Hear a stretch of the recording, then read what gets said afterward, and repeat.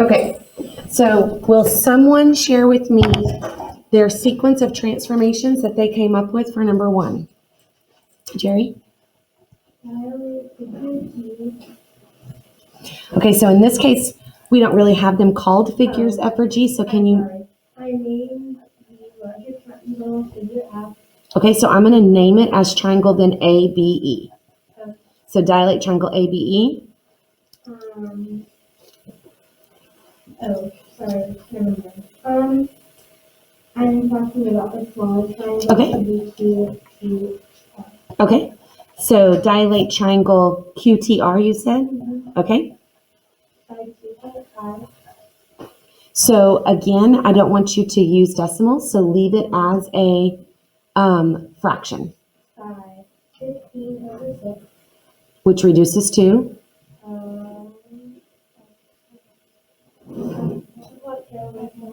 Okay, 5/3. So make sure you're writing your scale factors as a fraction reduced, but don't put them as decimals and don't leave them as not reduced. Okay, so dilate triangle QTR by 5/3. Okay, I need a center of dilation. Okay, so about point R. So remember that when you name a dilation, you have to give a center and a scale factor.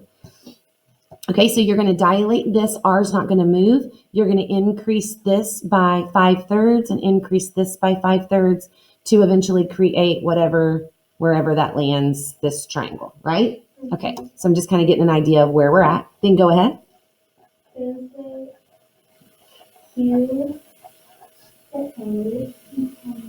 Q prime hit A,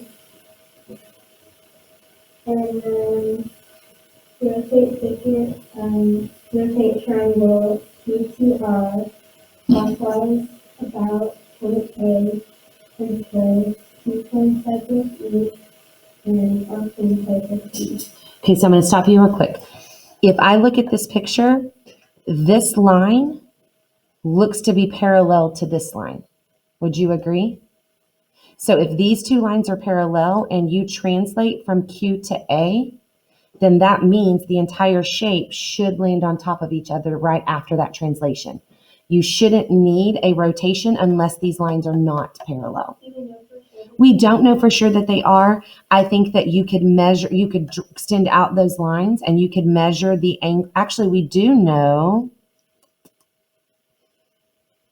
No, I guess we don't know. Jaden? Oh, it does. Thank you. Sorry, I missed all of that up there. That was important knowledge.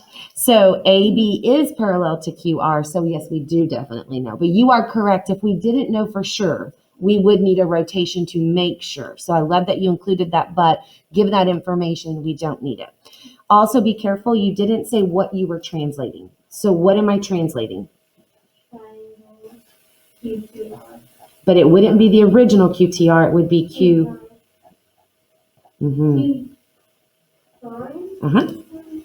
Right. So translate triangle Q prime, T prime, R prime. And then what did you say the translation was? From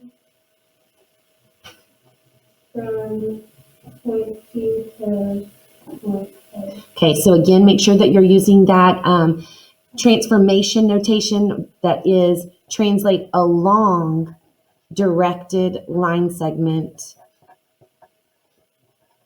So a dilation is a transformation, so you would have to put prime notation.